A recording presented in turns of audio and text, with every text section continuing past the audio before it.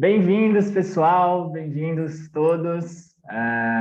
Bom, é uma felicidade imensa estar falando aqui desse lado, representando juntos esse movimento que a gente criou alguns meses atrás, que a gente não sabia no que ia dar e está dando nisso aqui. Bom, para contextualizar, para quem não nos acompanhou tão realmente nesse tempo, o Juntos é um movimento em prol do voluntariado empresarial, é uma unificação de redes que trabalham em prol do voluntariado empresarial. Nós organizamos, as 5 maiores redes de voluntariado do Brasil se organizaram, que são o CMVC, que é o Comitê Mineiro de Voluntariado Corporativo, o GEV, Grupos de Estudos de Voluntariado Empresarial, o CBVE, Conselho Brasileiro de Voluntariado Empresarial, o CLAVE, Conselho Latino-Americano de Voluntariado Empresarial, e o Atados Hub, que é o grupo de empresas do Atados. Muito prazer, eu sou o Gustavo, eu trabalho no Atados, sou líder hoje do Atados Hub, e estou muito feliz em poder fazer essa abertura desse evento. Hoje a gente quer trazer uma troca muito inspiradora para mostrar realmente a importância do tema, a importância do voluntariado empresarial nesse momento que a gente vive, que é um momento tão delicado, e a importância da gente estar junto, né? Acho que o nome do evento diz por si só, né? Tá aqui atrás de mim, mas já diz por si só. A união, né? A colaboração dentro desse setor, né? Do terceiro setor e também da atuação das empresas com o voluntariado empresarial é essencial. Então, muito felizes de terem vocês aqui, porque vocês fazem parte também dessa construção, vocês fazem parte também dessa história do voluntariado. Eu vou chamar agora a Vivian, minha parceira, CNVC, ela vai passar mais algumas orientações, vai apresentar um pouquinho os palestrantes para vocês também. Vi? Boa tarde a todos, é realmente um prazer, um orgulho de concretizarmos esse nosso bate-papo entre, como o Gustavo falou, né, essas redes de voluntariado e estarmos unindo esforços e ter vocês aqui conosco hoje é um enorme prazer. Agradecer primeiro a presença de vocês e todos que toparam com a gente esse evento inédito e, lógico, aos convidados de hoje. Só dar algumas breves orientações, né? Todo mundo tentar deixar o microfone no mudo. Nós teremos, após a explanação dos convidados, a gente vai ter um bate-papo, porque a ideia aqui hoje é essa interação. Então, quem puder deixar a câmera aberta para a gente se sentir mais perto. Espero que ano que vem o Juntos consiga fazer presencialmente um grande evento. Só apenas na transmissão dos vídeos, né, que eu peço para desligar as câmeras, para não ficar pesado, e que a gente tenha aqui um fim de tarde muito inspirador, mas sem dúvida com os convidados que temos hoje, não tem como ser diferente. Então, a gente vai começar o evento cobertura da Luísa Trajano, né, do grupo Magazine Luiza, e do grupo presidente do Grupo Mulheres do Brasil, Rodrigo Piponzi, que né, é um grande exemplo dentro do empreendedorismo de impacto social, né, da editora MOL.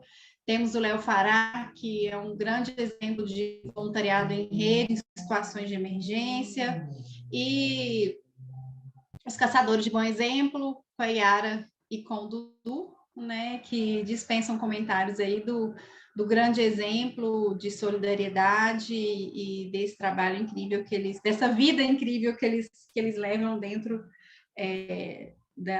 do trabalho social.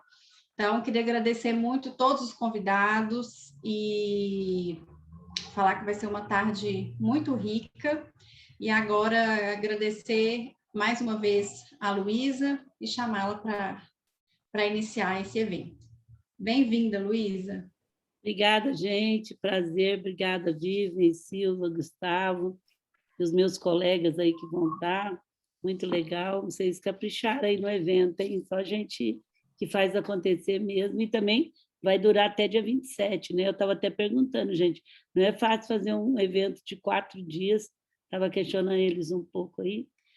É muito interessante, se vocês tivessem pedido para mim abrir um evento de voluntariado ou de um trabalho, eu até falo que eu não sou voluntariada porque eu ganho tanto mais do que eu dou, eu falo que você é do tamanho daquilo que você compartilha. Então, quanto mais você compartilha, você ganha tanto mais, que eu até nem falo que eu sou voluntariada em tanta coisa.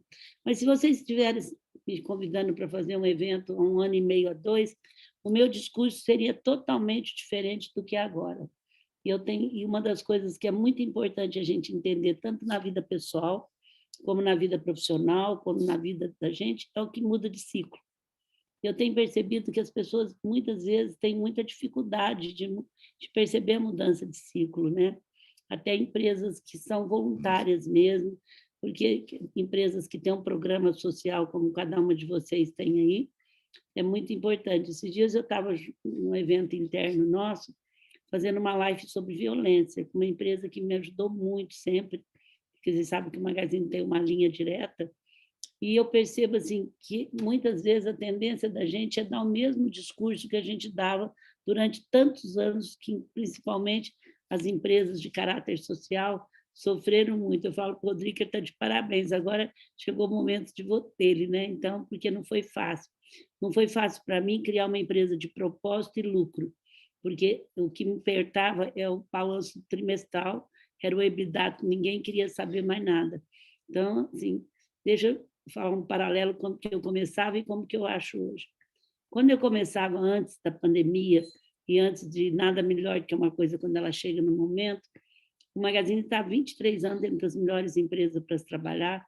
Nós temos um projeto de mais de 15 anos, bolsa de estudo, Cheque Mãe, tem 5 anos já projeto de violência para a mulher, a gente tem participação nos resultados, o Rodrigo está lá, a gente tem conselho de loja que é formado pela equipe. Então, quando me perguntava, Luísa, mas como que eu faço? Eu falo, olha, gente, vocês entram, vale a pena, o que sobra é isso, devagar a gente vai, a equipe fica muito mais ligada nisso. Mas o presidente da minha empresa, o pessoal não quer nem saber, não, mas ele vai aos poucos entendendo que isso era bom. Hoje, quando me perguntam, e eu estou sempre com executivos, na Manaque e tal, e eu vivi muito tempo lá, eles falam, hoje o presidente entra, ou ele não vai ter emprego. Hoje ele entra, ou a empresa dele não vai valer mais nada, porque vem um tal de ESG aí, que está revolucionando o mercado financeiro. E quando revoluciona o mercado financeiro, muda tudo. Então, em primeiro lugar, eu quero dizer para vocês que o ano passado foi o ano que, nessa tristeza da pandemia, que hoje até eu fui fisicamente na Casa Mulheres do Brasil, eu estou fazendo um trabalho, porque agora acho que a maior doença que nós estamos tendo é a doença emocional que ficou dessa dor terrível de morte, de medo e de tudo mais. Existe uma coisa que é o hábito. As pessoas estão habituadas a ficar em casa e ficam pondo desculpa. No começo assustou, depois achou bom, daqui embaixo você anda de chinelo, você anda de bermuda, em cima você se arruma, mas está fazendo muito mal, as pessoas não estão se encontrando, as pessoas estão ficando muito mal, e eu estou levando, assim, tanto na empresa aqui, eu estou fazendo um trabalho. Primeiro, que eu fui na Galeria Lafayette, eu consegui para...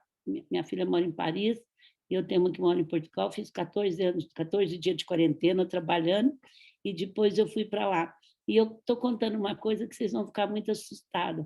A Galeria Lafayette, sempre, aquele centro dela, é um centro de mandar o marketing, de pôr coisas importantes, de venda, de tendência.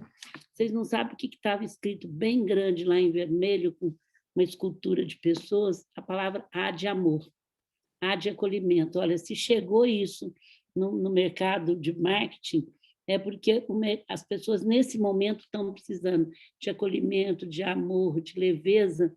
Paris, a França tem 70 milhões de turistas por ano. Vocês imaginam que esse mercado faltou lá e o que teve terrível, porque um dos mercados que não teve muita saída foi turismo e eventos, porque nós nos viramos, mas esse não tinha saída. Então, eles tiveram que, realmente, eu posso falar isso, que eu tenho 2 netos, filho de francês, ele fala, você está preconceituosa, mas você pode saber que o francês tem um pouco de achar que ele era legal, porque realmente lá tudo é muito bonito, e ele teve que falar de amor. Então, assim, o que eu quero primeiro dizer para as instituições e a ONG que estão aqui, e o sofrimento, e pedir é muito difícil. Eu tenho ONG há muito tempo em Franca, então, assim, é tudo muito difícil. A gente custa perceber que o mercado mudou. E agora, dentro dessa mudança, eu quero complementar os juntos, porque quando muda e que ele está melhor, a gente vai ser muito mais exigido, muito mais profissional, tem que ser muito mais com projetos de governança. E eu só acredito que faz isso, estava discutindo um pouquinho com a Silvia e com a equipe aqui, se vocês realmente se juntarem. Eu tenho duas coisas muito fáceis que são meus mandamentos. Primeiro, faço os outros que eu gostaria que fizesse a você. Então, antes de eu entrar no evento, eu procuro saber, me colocar no lugar de todo mundo, para ver em qualquer coisa é isso. 3 coisas eu acho importante. A outra é que eu aprendi a estar inteira naquilo que eu estou. Se eu estou fazendo, eu estou com coisas muito diferentes o dia inteiro, mas se eu estou tomando café, se eu estou penteando o cabelo, se eu estou me maquiando, e se eu bobei um pouquinho, eu esqueço o que eu fiz. Então, eu fiz um treino para estar inteira, quer dizer, para ficar inteira naquilo que eu estou fazendo. Então, à medida que eu estou inteira, e trabalhar, minha gente, uma coisa que é muito difícil, que é o ganha-ganha. Nós acostumamos, na relação com o marido, com as pessoas, com os namorados, com os filhos, onde eu vou ganhar um do outro. E o trabalhar o ganha-ganha passa pelo que vocês estão fazendo, juntos. Você só consegue ganhar quando você se junta, quando você junta QI, quando você junta experiências. E aí é uma coisa que eu prego muito, fazer mais com mais, todo mundo faz. Fazer mais com menos, muita gente faz. Fazer mais com mais, todo mundo faz. Fazer menos com menos é a coisa que eu mais escuto. Vamos cortar custos, vamos fazer não sei o quê, vamos fazer não sei o quê. Agora, fazer mais com menos é um desafio que eu desafio alguém a fazer se não for juntos. Eu desafio. Foi um trabalho que eu trabalho há muito tempo, o ganha-ganha, o mais com menos. Eu já trabalhei junto para diminuir expansão, onde eu chamei desde o fornecedor mais simples, falei, olha, eu posso chegar aqui e mandar fazer 20%, não, vocês estão fora, mas isso não é legal. Vamos nos ajudar onde a gente pode cortar 20%, 30% do custo, fazendo mais, a gente chegou a cortar 50%. Então, primeiro, parabéns a esse movimento, vocês vão ter 5 dias, mas exige da gente um desprendimento da vaidade, eu costumo dizer, não ser político, nós não precisamos trazer para nós quem fez, sabe? Então, quem é político não adianta estar indo muito em ONG, não, porque não está certo. Então, quem quer sair, não vou sair candidata a presidente, já estou avisando antes, eu não sou isso, não vou sair, mas eu sou uma política. O Mulheres do Brasil quer ser o maior grupo político superpartidário. Eu acredito que a transformação vem através... Paramos uma tarde agora para colocar isso. Eu não acredito que eu lá vou fazer qualquer coisa sem que eu entro nessa doença política que está no mundo. Cada dia está piorando, é brigaiada, é sem pensar em nada. E eu não posso entrar nessa doença que eu vou ficar doente, eu tenho que entrar na cura. E a cura vem através da sociedade civil. Então, eu acho que é muito importante vocês entenderem que está no momento de vocês, que tem que dar um grande salto. O Rodrigo pode falar isso, os outros que vão falar aqui pode falar. Então, assim, eu só queria passar assim, quando o Magazine começou a crescer mais, a Droga Raia, que é da família do Rodrigo, e qualquer outra empresa, exige muito mais da gente, profissionalismo, transparência, governança. Então, assim, ao mesmo tempo que é uma grande oportunidade, é uma grande responsabilidade. Então, as empresas, a cultura da doação entrou nesse momento. As empresas, as famílias deram mais de 7 bilhões para a Covid. Mais de 7 milhões. Aí fala, Luísa, mas o povo vai continuar fazendo isso? Sabe por que vai, gente? Aumentou o nível de consciência. Todas as famílias, inclusive a nossa, começou assim, Silvia, a gente não vai dar cesta básica. A gente quer dar coisa que fica legado, hospital, nós queremos dar respirador, UTI. Não teve nenhuma que não teve que dar 20% da sua base para a cesta básica. A fome bateu na porta.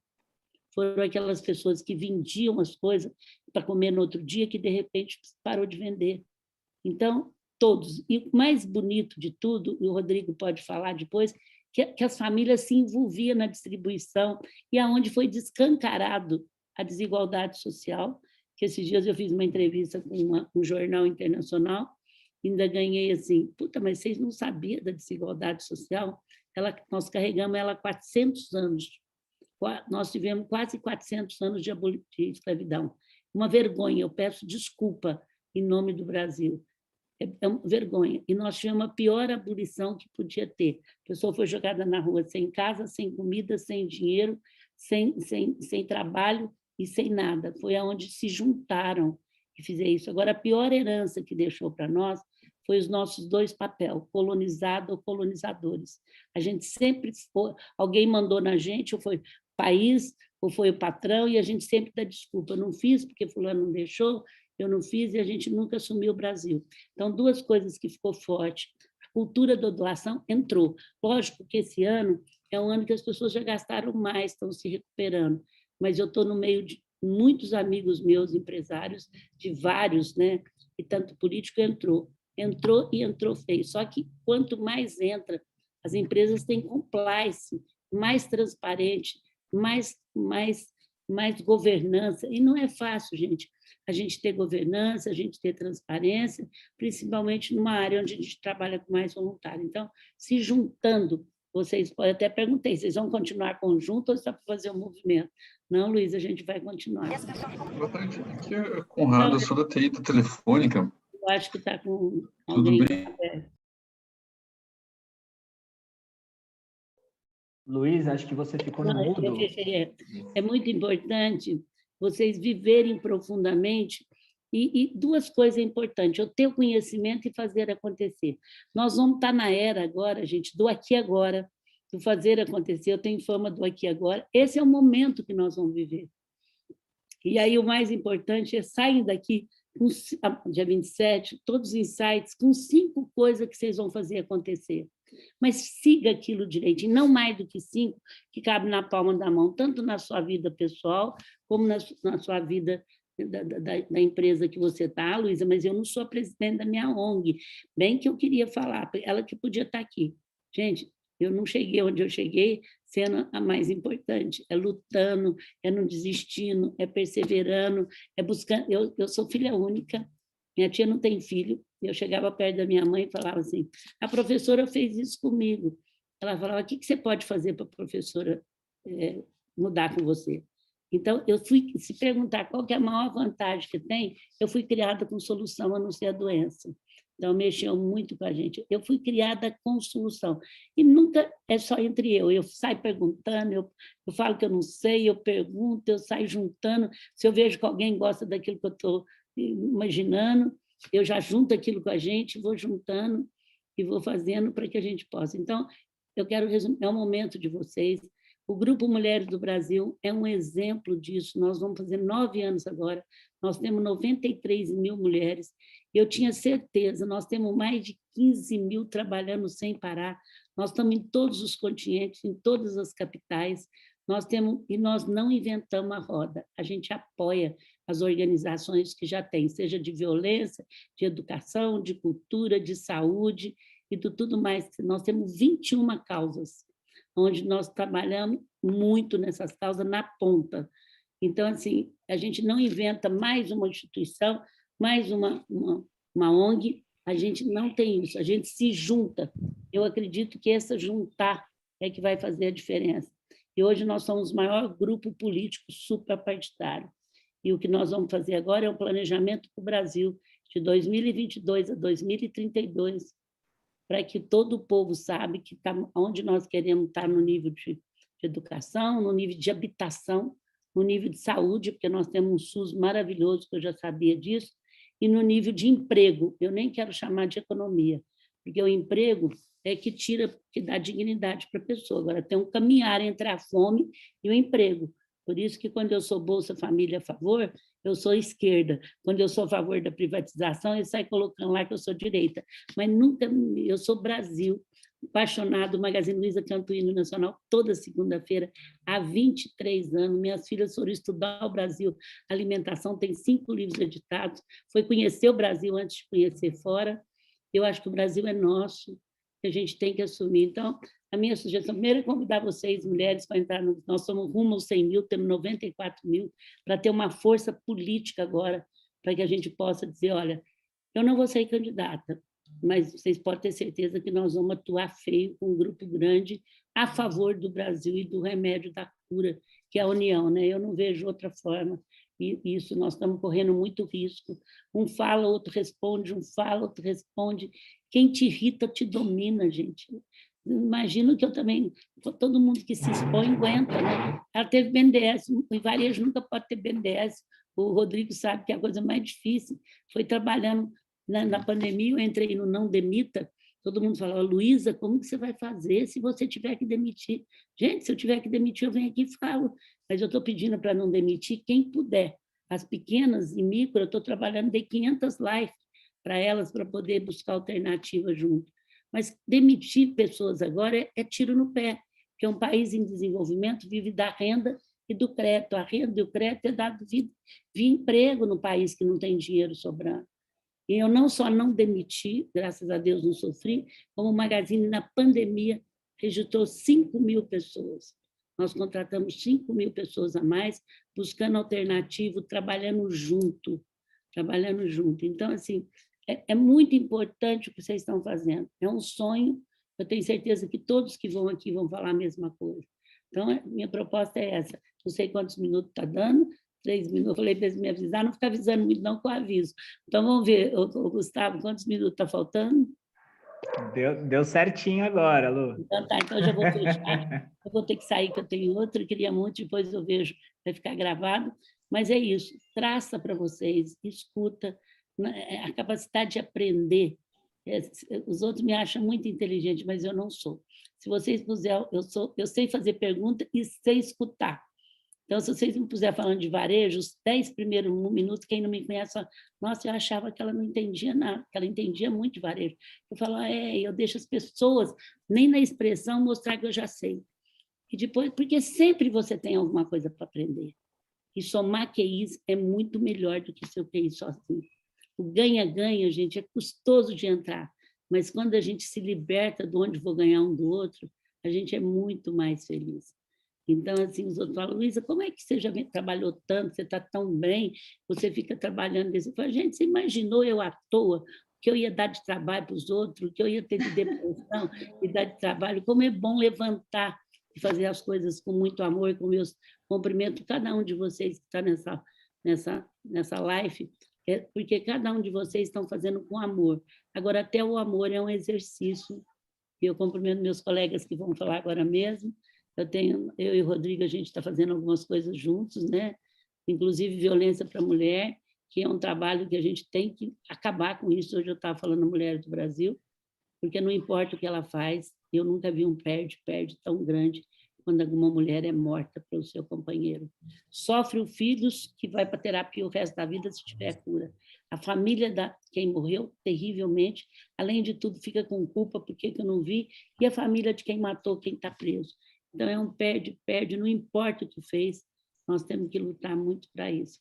Parabéns para todos vocês, muito obrigada, é um prazer estar com cada um de vocês, e vamos trabalhar, é para já, vamos fazer e vamos juntar. O mundo está precisando de amor e união, foi muito sério o que nós vivemos, muito, a gente não deu conta ainda do que essa pandemia trouxe para cada um. Obrigada, gente, um abraço para vocês, beijo, parabéns aí, tchau, tchau.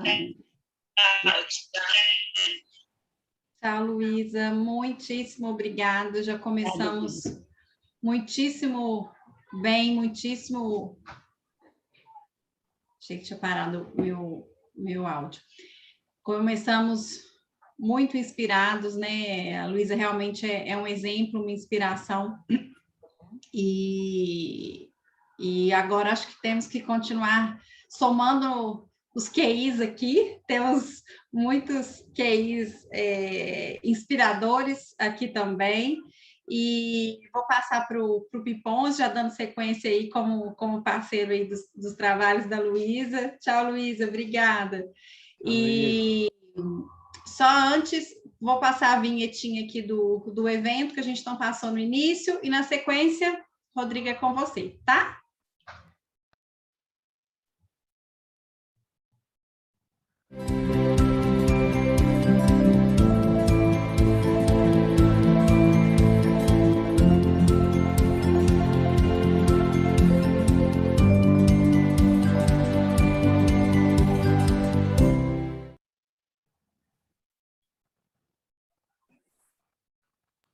Oi, oi. Estão me ouvindo? Sim. Boa. Bom, primeiro eu queria agradecer aqui o convite. Acho que tem tudo a ver aqui, né? Acho que a fala da Luísa tem tudo a ver com o propósito aqui do encontro. E eu me sinto também super inspirado, né? Não só pelas palavras, mas acho que pelo próprio espírito aqui do encontro e do que pretende se colher ao longo dessa semana, né? Estou super honrado de poder dividir um pouco, aprender um pouco, enfim, acho que é para isso que a gente está aqui, né? Enquanto ela falava, eu até pensava aqui, né? Acho que ela foi conectando com muitas das coisas que eu queria falar. Hoje de manhã eu estava até pensando um pouquinho, né? O que eu ia falar aqui hoje, nesses 12, 15 minutos aqui, para poder, enfim, começar aqui o evento. E acho que ela trouxe muitas das coisas que eu acredito que são muito relevantes agora, né? Antes eu vou me apresentar rapidinho para quem não me conhece. Eu sou Rodrigo Piponzi, eu sou fundador da Editora MOL, que é uma editora de impacto social, e eu trabalho há muitos anos, né, 14, 15 anos já com esse negócio de impacto social que basicamente trabalha aí em torno da cultura de doação, né? A nossa cultura de doação está totalmente entremeada na missão do nosso negócio. A gente criou um modelo de negócio que consiste em vender produtos editoriais, livros, revistas, calendários, entre outros, em redes varejistas, né, aproveitando aí a capilaridade, volume de clientes, de colaboradores, a preços super acessíveis e doando parte do valor que se paga para organizações sociais. Então, o modelo que foi lançado lá em 2008, com a revista Sorria, na Droga Raia, e que, enfim, veio sendo escalado, replicado aí pelo Brasil. A gente já doou quase 42 milhões de reais nesses 14 anos. Hoje a gente está em mais de 5 mil lojas de 13 redes diferentes com esses produtos. E talvez o primeiro grande ponto de conexão aqui é que, de fato, esse é um projeto que vive à base de rede, né? Ele é um projeto que, quando a Luísa fala em ganha-ganha, o conceito do modelo que a gente criou é o ganha-ganha, né? Desde o início, quando a gente começou a pensar nesse projeto, a ideia era justamente essa. Por que a gente não pode mudar um pouco a lógica de um negócio para prosperar, ter que sempre fazer alguém se dar mal? E eu lembro muito isso, assim, para mim é muito paralelo da origem da Sorria, porque a revista Sorria era para ser vendida em banca, né? A lógica lá em 2008 era a gente vender uma revista em banca, nunca em farmácia, porque aquele momento era o boom das revistas, das bancas de jornal. Então, para a gente fazer todo sentido vender uma revista, tiragens malucas em banca de jornal, recolher todos os lucros e doar para o GRAAC na época, né? E aquilo não fazia o menor sentido, porque na hora que a gente começou a construir o projeto, o modelo era totalmente baseado no perde e ganha. Se eu ganhasse, a distribuidora perdia. E se eles ganhassem, eu perdia. Não tinha resultado no final, né? E aí veio a alegria de poder conectar com o negócio da família na época, que obviamente dividia das mesmas crenças e valores que eu, e perceber que sim, dava para ser um modelo ganha-ganha. Quando a gente lançou o Sorria em março de 2008, na primeira edição a gente vendeu 120 mil exemplares dentro de um contexto em que a marca ela nem gastava nem lucrava, ou seja, para ela era literalmente uma ação de reputação social, de ganho social, de envolvimento da sua rede, né? Só que na primeira edição a gente doou 270 mil reais, e desde então a gente, a cada 2 meses, doava um cheque enorme, a ponto de 2013 construir um hospital para o GRAAC, né? Então, eu sempre falo que a gente pautou a nossa vida empresarial, eu e a Roberta, que é minha sócia, que criou a MOL comigo, muito em torno desse modelo ganha-ganha, né? Sempre acreditando nisso, acreditando que a gente só vai conseguir mudar a situação das coisas, só vai conseguir prosperar, só vai conseguir, no nosso caso, construir um modelo de negócio sustentável, só conseguiria se a gente realmente se apostasse em modelos ganha-ganha, né? E isso foi muito a tônica do negócio. Tem uma frase que outro dia eu li que eu achei curiosa, né? Que era assim: não adianta você querer competir comigo, porque eu vou sempre querer que você ganhe. Ela, de alguma forma, representa um pouco desse sentimento, assim, né? Eu brinco que ela só não representa o meu sentimento quando eu estou jogando futebol, porque daí eu não quero que quem está competindo comigo ganhe. Mas dentro do mundo dos negócios, mundo empresarial, eu acho que essa frase é interessante, porque, de fato, né, a gente sempre trabalhou muito em torno desse contexto, né, do ganha-ganha, do contexto de que tem que ser bom para todo mundo, né? E acho que por muitos anos, especialmente até alguns anos antes da pandemia, isso era uma missão muito dura. Você chegar numa empresa, num grande varejo, com milhares de funcionários, com uma pressão enorme por resultado, margens baixas, e poder estimular que se colocasse um produto no caixa que não te faria lucrar nada, mas que reverteria em impacto social, em resultado para a sociedade. Isso era uma barreira muito difícil de atravessar, né? E que com o tempo, com persistência, com paciência, e especialmente à medida que a gente foi observando todos os desdobramentos da pandemia, isso mudou completamente, né? Acho que um dado curioso é que, ao mesmo tempo que a gente bateu todos os recordes de venda de produtos editoriais durante a pandemia, a gente nunca vendeu tanto quanto durante a pandemia, o que é um contrassenso, porque em muitos momentos as pessoas saíam menos, tinham medo de ir nas lojas, consumiram menos, foi a época que a gente mais vendeu, e 2020 foi o ano que a gente mais iniciou projetos. A gente começou projetos com 4 redes no ano passado, e nesse ano vamos fechar com mais 4 redes novas. Foi o maior boom de novos lançamentos, de novas redes parceiras que a gente teve nos últimos 14 anos. Foram exatamente nos 2 anos de pandemia. Isso não é uma coincidência. Isso é um despertar, isso é uma mudança realmente de mentalidade, de olhar, de visão, né? Então, a gente percebe que, de fato, talvez o olhar de rede, o olhar de colaboração, ele realmente foi despertado durante a pandemia, né? Acho que quando a Luísa mencionou, né, o boom de doações, os 7 bilhões de reais doados, né, ao longo do ano passado, até o começo desse ano, uma enorme parte disso vem de empresas e uma enorme parte do que veio de empresas foi canalizado para o terceiro setor, para organizações sociais. Nunca se viu um trabalho tão intenso, né, de colaboração entre meio corporativo e terceiro setor, né? Hoje saiu a pesquisa Doação Brasil, né? Para quem não acompanhou, depois é legal até jogar o link aqui no chat, eu posso jogar aqui, mas são dados, tem bastante coisa interessante ali de ampliação de confiança no terceiro setor, de uma consolidação, né, da imagem do terceiro setor, que é muito importante durante a pandemia. Então, eu acho que a gente vive um momento em que a gente tem que aproveitar muito, talvez, o início de algo que pode ser um legado em termos de colaboração, né? E quando a gente olha um pouquinho do modelo da MOL, acho que uma coisa que é legal de destacar também é que a gente está falando de um modelo de participação pessoal, individual mesmo, né? Ao mesmo tempo que, de um lado, você fala, nossa, que incrível, a gente doou 42 milhões de reais através da venda de 22 milhões de exemplares. O ticket médio aí dá menos de R$2. Então, é um projeto de microdoação pura, né? De contribuição coletiva. É muita gente, milhões de pessoas que estão contribuindo, ajudando para que a gente possa mudar a vida de muitas pessoas, né? A gente já tem mais de 130 organizações sociais beneficiadas. Mas, ao mesmo tempo, a gente foi descobrindo com o tempo um efeito colateral maravilhoso, que é o que acontece dentro dessas organizações onde a gente trabalha. As 12 redes que a gente trabalha hoje, a gente vai entrar com a 13ª, elas têm 90 mil funcionários juntos. Eu falo que são 90 mil embaixadores de causas. São 90 mil pessoas que estão promovendo todos os dias a cultura de doação através da venda desses produtos. E isso muda completamente o olhar que elas têm, porque, de um lado, elas falam, nossa, eu transformo a vida de outras pessoas com o meu trabalho, que é incrível. Mas, ao mesmo tempo, elas são extremamente tocadas e entendem que esse trabalho em rede, lá no final, faz subir um hospital, faz equipar uma ala de uma organização social, tira milhares de pessoas das ruas, permite que se coloque comida no prato de famílias vulneráveis, permite que se eduque crianças em situações vulneráveis, enfim. Então, é muito interessante ver como, né, esse efeito para dentro das organizações também passou a gerar, né, um benefício, um olhar sobre esse tipo de modelo muito diferente, né? A gente fez agora, recentemente, uma pesquisa que a gente sequer lançou, isso é um super spoiler, mas em que clientes doadores de redes de varejo, 84% desses clientes que doaram em varejo dizem doar no varejo aumenta a reputação da marca. Eu vejo essa marca de outra forma, eu acho que ela é mais responsável que o concorrente dela. Isso é dado de pesquisa que a gente acabou de coletar. Então, tem muita coisa que a gente olha que navega, né, dentro desse universo. Trabalhar a cultura de doação, trabalhar a rede dentro do universo empresarial é muito valioso. Muda não só a vida de quem está sendo beneficiado, não só gera impacto social, mas transforma a sociedade no sentido de, né, a gente dar as mãos e falar, a gente tem que trabalhar juntos.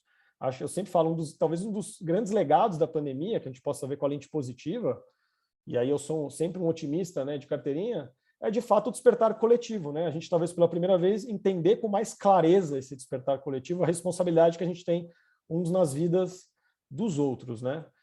E aí, enfim, acho que um paralelo interessante para poder ir fechando aqui a minha fala, eu não sei quanto falta de tempo, vocês me avisam aqui no chat, tá?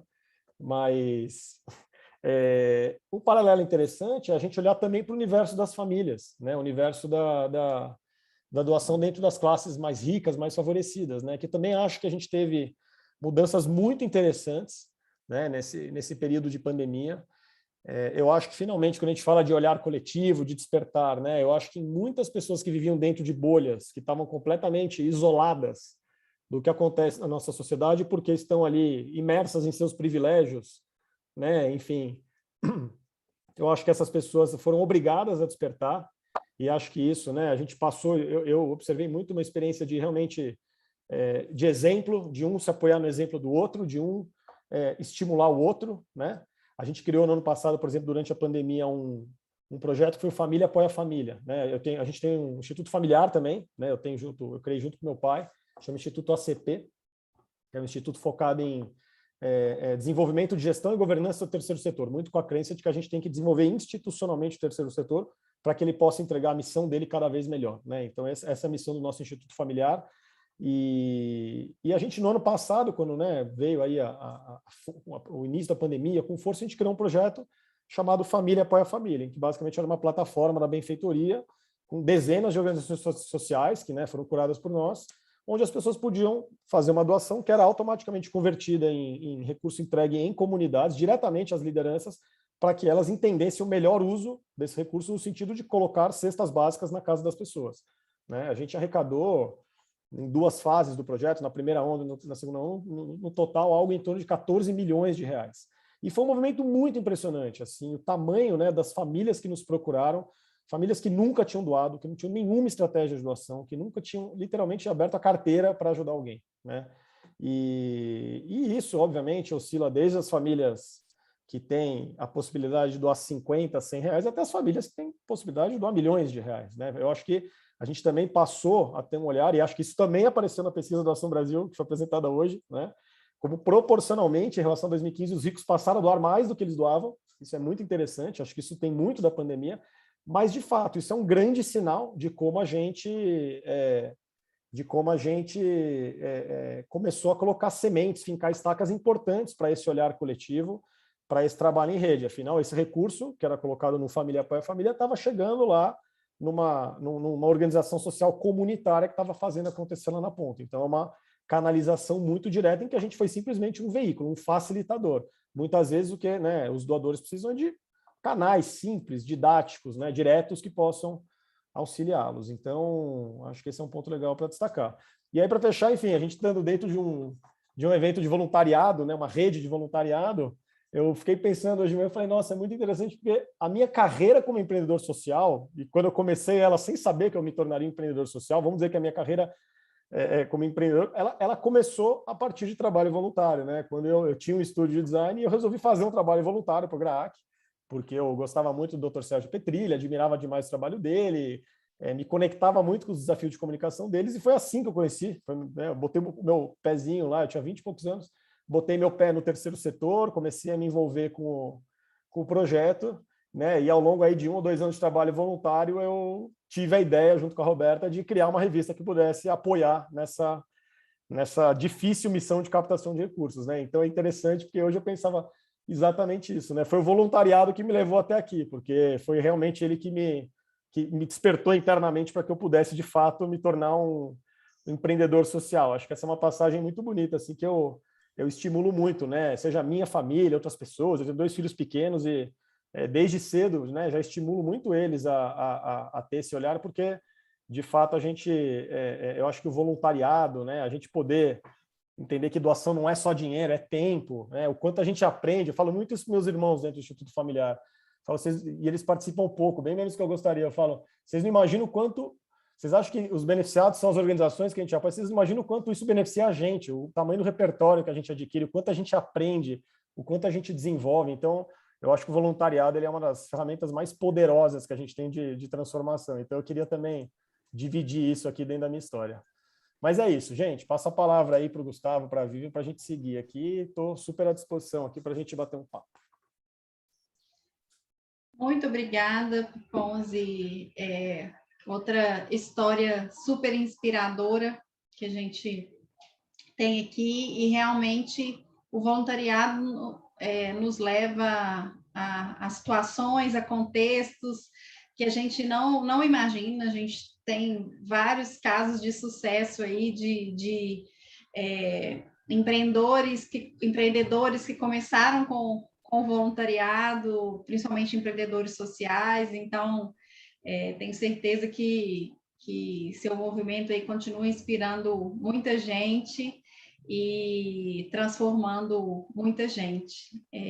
Agradeço sua fala, e agora passo para o Léo Fará, meu conterrâneo aqui, mineirinho, que, né, tivemos uma das atuações dele como voluntário, como líder de uma rede muito desafiadora, né? Foi em Brumadinho, na tragédia de Brumadinho em 2019, onde a gente, por estar muito perto, a gente esteve lá também, e vai contar um pouquinho aí dos seus exemplos de rede, dos desafios e das inspirações. Com você, Léo. Ô, Vivian, obrigado. Rodrigo, vou te falar uma coisa, eu vou precisar de uma mentoria com você, cara, porque eu entrei numa situação que eu vou contar para todo mundo agora que, bom, como a Vivian falou, eu sou capitão do Corpo de Bombeiros e, né, capitão do Corpo de Bombeiros, funcionário público, teoricamente tranquilo, decidi pegar uma licença não remunerada, sem ganhar nada, para mexer com o quê? Empreendedorismo humanitário. Só que eu só descobri isso, que agora eu sou empreendedor humanitário, há 2 dias atrás. E aí, eu vou contar eu ia falar uma coisa para todo mundo aqui hoje, e por conta de uma história que eu ouvi hoje, eu mudei todo o meu discurso. Bom, igual eu falei com vocês, eu sou capitão do bombeiro, eu entrei no Corpo de Bombeiros em 2004. E dentro daquele processo seletivo, né, que eu vi um cartaz na rua, na época não tinha rede social, vi um cartaz na rua de um cara descendo de rapel, um outro cara mergulhando. Falei, cara, vou ser bombeiro. Eu sou filho de médico, estava fazendo medicina e decidi ser bombeiro. Falei, cara, eu quero salvar a vida, vou ser bombeiro. E aí entrei no curso de bombeiro, né, e depois de bastante tempo, eu achando que ia fazer rapel, primeira ferramenta que me deram era uma vassoura para eu varrer quartel. Depois, né, achando que ia fazer mergulho, era balde. Gente, cadê o rapel? Cadê o mergulho? Cadê essa história de bombeiro que eu vou arrombar a porta? E não vinha nada disso. E aí, passou um tempo depois, eu consegui passar no curso de oficial. E passei no curso de oficial e 2 plantões antes, né, de eu ir para a academia fazer o curso de oficial, que são 3 anos, a gente foi atender um incêndio. E eu lembro muito bem desse incêndio, porque a gente chegou lá tinha uma senhora que estava presa na fumaça, estava um incêndio de residência, estava presa dentro da casa, e eu cheguei todo equipado, falei, vou lá, vou salvar essa senhora, né? Cheguei com sangue no olho, né? Depois de ter varrido o quartel, lavado louça de todo mundo, falei assim, não, agora é a hora. E aí, né, tinha um sargento, o sargento é maior, eu era soldado, o sargento é maior do que o soldado, vamos chamar ele de Darth Vader, né? O sargento Darth Vader virou e falou o seguinte, olha, não, você não vai entrar não, quem vai entrar sou eu. E aí o sargento entrou, arrombou a porta, né? Tipo, aquela coisa de filme mesmo. Arrombou a porta, tirou a senhora de lá e eu fiquei lá fora. Porque o bombeiro, né, eu acho que vem muito desse evento, o bombeiro só trabalha junto. Não existe um bombeiro que trabalha sozinho. O bombeiro ele só entra no incêndio porque ele sabe que lá fora tem um cara que, se der tudo errado, ele vai entrar e vai salvar os dois, né? Tanto a senhora quanto o bombeiro, né? E naquela coisa eu torcendo para dar errado, porque eu salvava o sargento e a senhora. Agora eu salvo os dois. Mas, graças a Deus, deu tudo certo. Ele salvou a senhora, foi lá para fora. E começaram a pegar os dados da senhora. Todo mundo já tinha apagado o incêndio na residência dela, era coisa maravilhosa. E essa senhora estava descalça. E aí eu esperando, pé da vida, né? Porque eu queria ter feito aquilo. O sargento vira e fala para mim assim do lado, Fará, vai lá e pega um chinelo para a senhora, porque ela tá descalça. E aí, né, missão dada, missão cumprida. Eu fui lá para dentro, peguei o chinelo da senhora e entreguei para ela. E aí chegou no quartel, né, aquela coisa de bombeiro, aquela zoação, né, que o sargento Darth Vader lá quebrou a porta, salvou a senhora, e o Fará, o mais moderno de todos, só pegou o chinelo. Bom, no plantão seguinte, né, foi meu último plantão, e eu fui para academia. E hoje, pessoal, não sei se você sabe, eu estou numa luta, porque eu decidi entrar nessa de empreendedorismo humanitário e teve um terremoto no Haiti, há uma semana atrás. E eu decidi que a gente já tinha um projeto que é uma associação que chama UNS, que é de ajuda humanitária para resgate em desastres. Por que eu decidi isso? Porque eu comecei a ver, trabalhei em Mariana, trabalhei em Brumadinho, trabalhei em Moçambique quando teve o ciclone, e a minha vida inteira eu estudei desastre. E começavam a acontecer os desastres no mundo e eu não participava, eu começava a ficar frustrado, porque Poxa, eu estudei tanto, eu fiz curso no Japão de gestão de desastre, fiz curso no Chile para estrutura colapsada, e aconteciam as coisas e o governo não mandava ninguém. Falei, como que o governo manda? Olha eu aqui, eu sou funcionário público, eu sou capacitado, eu quero ajudar. E aquilo me dava uma agonia que eu falava, cara, não pode. Como que a gente tem pessoas capacitadas que não vão ajudar outras pessoas que estão precisando, né? Agora à tarde a gente ficou sabendo, por exemplo, que uma semana depois encontraram 24 haitianos vivos sob os escombros. 4 deles são crianças, que poderiam ter sido resgatadas antes se a gente tivesse condição de ir para lá antes. E aí eu comecei uma ação maluca de querer conseguir recurso, né? Fizemos uma vaquinha, depois eu vou até deixar o link aí, para a gente conseguir levar um grupo para lá de pessoas capacitadas. E aí, eu conversando com um amigo meu hoje, porque eu tô tentando juntar recursos, esse amigo é o sargento Darth Vader. E aí eu falei com ele, cara, tô precisando da sua ajuda, mas tá difícil demais, bicho. Nós não estamos conseguindo arrecadar os recursos, as passagens são caras. Bicho, tá assim, é desesperador, porque é uma coisa que eu não tinha antes. Funcionário público, você pede as coisas, os recursos estão lá, você vai. E aí é de pouquinho em pouquinho, é uma pessoa que doa R$2, outra pessoa que doa um pouco, alguma empresa de um amigo que quer investir nessa ideia. E aí eu falei com ele, e ele falou comigo assim, capitão, porque hoje eu sou capitão, ele é sargento, ele falou assim, capitão, vou falar uma coisa pro senhor, que o senhor não sabe até hoje, né? Eu tenho comigo, eu fico na minha sala, fica meu capacete, todo arranhado. E eu costumo dizer que ele é todo arranhado, eu nunca lavei ele, porque eu falo que uma das frases que eu uso é que só não tem cicatriz aqueles que decidiram não combater. Então todo mundo que combate tem cicatriz. E esse capacete é uma de cada cicatriz que a gente tá lá. E ele falou o seguinte comigo, o senhor não sabe, você lembra daquele incêndio da senhora que eu arrombei a porta e você pegou o chinelo? Eu falei, não tem como esquecer aquilo não. Ele virou e falou o seguinte, olha, eu vou te contar uma história que você não sabia até agora e ela encaixa muito por esse momento, porque quando eu estava arrecadando todo esse recurso para ir para o Haiti, várias pessoas, né, falaram, não, o Fará está fazendo isso, esse voluntariado é para aparecer, ele está fazendo isso porque é por conta disso, é por conta daquilo, só que tem várias outras pessoas que acham legal, e trabalhar com voluntário é muito difícil, porque todo mundo fica querendo julgar a sua ação. Todo mundo acha que você ser voluntário é porque você tem que ganhar alguma coisa em troca. Muitas pessoas têm dificuldade que você quer ser voluntário, que você tem um conhecimento, que você quer ajudar e que você quer se doar pelas pessoas. E aí ele falou o seguinte comigo, e eu estava explicando isso para ele, eu falei com ele, cara, é muito difícil que as pessoas não conseguem enxergar que eu estou querendo ajudar porque eu tenho conhecimento, porque eu sei como fazer, que eu sei fazer a diferença. E aí ele me deu esse exemplo, olha, aquela senhora que eu salvei ela lá, ela voltou uma semana depois do quartel. E ela voltou uma semana depois do quartel e ela entregou uma carta para o comandante. E o comandante reuniu a tropa, você não estava lá, e leu a carta da tropa. E ela falou que os bombeiros foram maravilhosos, que os bombeiros são pessoas sensacionais, espetaculares. Mas que teve um bombeiro que ela ficou com muita raiva, porque o bombeiro quebrou uma porta dela e na porta tinha um negócio de uma pomba que era de estimação, que era das orações dela, e a pomba caiu e quebrou. Mas em compensação teve um outro bombeiro, que ela não esquece o nome, que chamava Fará, que foi lá e ela passando frio pegou um chinelo para ela, que esse bombeiro ela não vai esquecer. E aí, olha para vocês verem, eu que fiz de coração, peguei o chinelo para ela, mas que para mim era uma ação muito simples, que foi pegar um chinelo para ela. Ela escreveu a carta e lembrou de mim. E o outro, que era o sargento, que arrombou a porta, que fez, aconteceu, que tirou ela lá de dentro, ela ficou nervosa com o sargento, que fez a maior ação. E isso aí eu parei para reparar, parei para pensar muito hoje na nosso encontro, de que muitas pessoas não sabem o que está dentro do seu coração, de quando que você faz as coisas. Quando a gente pega para fazer uma boa ação, o que importa de verdade é o que está dentro do nosso coração. Não é o que as outras pessoas vão pensar, não é o que as outras pessoas vão falar, é o que você sente de verdade. Então, quando a gente decidiu fazer essa missão para o Haiti, que eu falei assim, olha, não importa, eu vou, com recurso, sem recurso, eu vou dar meu jeito, porque eu sei que tem pessoas que lá precisam, tem pessoas que podem ser ajudadas, e a gente vai fazer a diferença.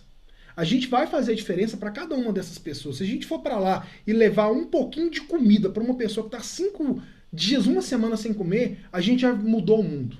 Eu falo que quando a gente muda uma vida, a gente está mudando o mundo daquela pessoa. A gente está mudando a vida dos filhos dela que ainda nem nasceram, que vão nascer, mas que você salvou ela porque você tirou um pouquinho do seu tempo, da sua energia, para tirar ela lá dos escombros.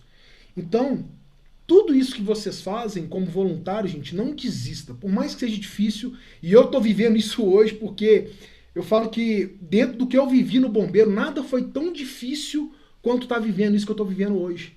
De tentar de pouquinho em pouquinho arrecadar para a gente viabilizar a vida de pessoas que estão precisando. Por mais que pessoas pensem diferente do que você quer, o que importa é o que está dentro do seu coração. Então faz o que está dentro do seu coração, segue o que você acredita, porque realmente, quando a gente junta pessoas, né, e eu vi hoje, porque eu nunca trabalhei com vaquinha online na minha vida, e eu vi o que faz diferença mesmo, é o pouquinho, é quando todo mundo se junta por um bem comum. A gente realmente consegue fazer a diferença nessas pessoas. Falei demais, eu tinha um vídeo para passar, tinha o depoimento da senhora da Santa, mas fico feliz de estar aqui com vocês. Depois a gente vai abrir para pergunta. E, Rodrigão, eu quero uma mentoria depois, cara, que o que vocês vivem aí não existe. Todos vocês que vivem com voluntário. Falo que, bombeiro é muito mais fácil que ser voluntário, viu? Eu falo com certeza com tá vocês. prometida, Léo, a mentoria. Fechadíssimo. Com prazer. Léo, dá tempo do vídeo, quer passar? Dá. Bom, gente, eu vou passar um vídeo que é o vídeo de Brumadinho, das nossas ações em Brumadinho. Mas antes disso, eu queria passar um vídeo. Eu vou passar o vídeo de uma senhora que, dentro de Brumadinho, a gente, no meio da loucura toda, ela estava internada, que ela estava com depressão, estava muito traumatizada, e uma pessoa entrou em contato comigo no Instagram, pedindo para ver se eu podia deslocar uma equipe para tirar a santa dela que estava soterrada. E um monte de gente criticou essa atitude nossa de, vocês vão parar a operação para tirar uma santa dessa senhora? E aí eu vou mostrar para vocês que realmente pequenas atitudes valem a pena.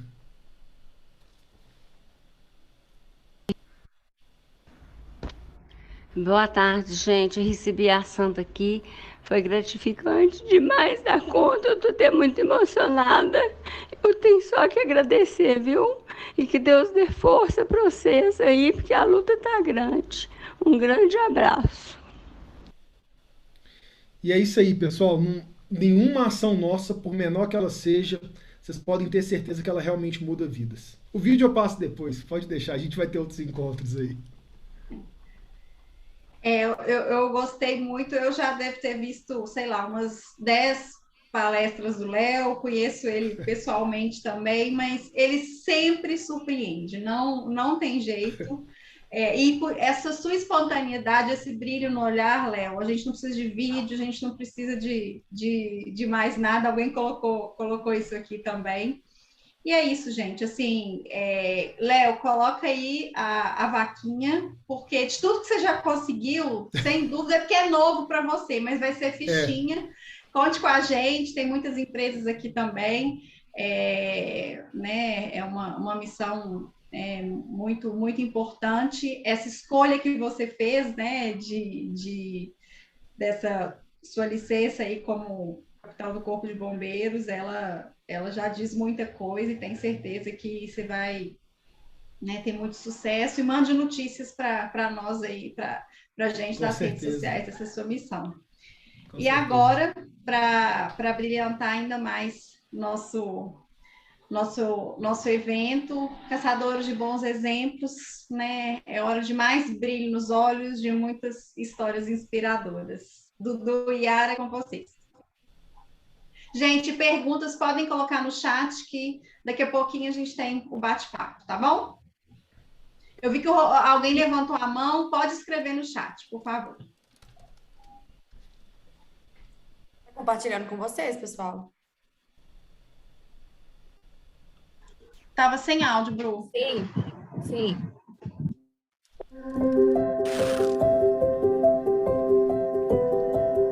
Olha que história fantástica. Um belo dia, um casal apaixonado acorda e decide largar tudo para correr atrás de um sonho. Eles viraram caçadores de bons exemplos. Eles largaram emprego, casa, família para recolher histórias de solidariedade pelo Brasil afora. milhares de amigos, né? Fora as pessoas que nós conhecemos na estrada, que nos ajudaram. Você vê que não tem dinheiro nenhum, que as pessoas poderiam estar se lamentando por todas as dificuldades, que as pessoas estão doentes e que isso não é empecilho para ela ajudar o próximo. Você vira para sua vida e fala assim, eu vou reclamar de quê? Sem interesse político, sem motivação religiosa e sem patrocínio, Eduardo e Yara provocaram espanto por onde passavam. Eu disse, são loucos, maravilhosos. Só mesmo muito amor para resistir ao cansaço, ao desconforto, doenças, temporais, estradas péssimas. Yara e Eduardo Xavier, bem-vindo ao Agora ou Nunca. Entrou!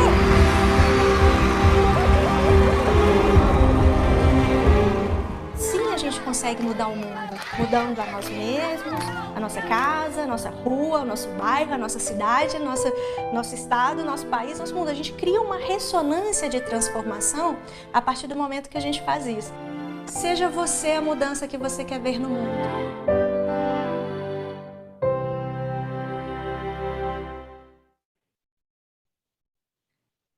Oi, gente! Olá, boa tarde para todo mundo. Gratidão pelo convite, pelo carinho, por essa oportunidade de falar sobre o que a gente mais gosta, né? Que é a união, o poder de fazer juntos. E o Rodrigo falou muito bem, né? Que a gente espera que o grande legado dessa pandemia seja a solidariedade, né? O Fará falando sobre um pouquinho de cada um, que a gente constrói as coisas, a gente consegue mudar o mundo com ações simples.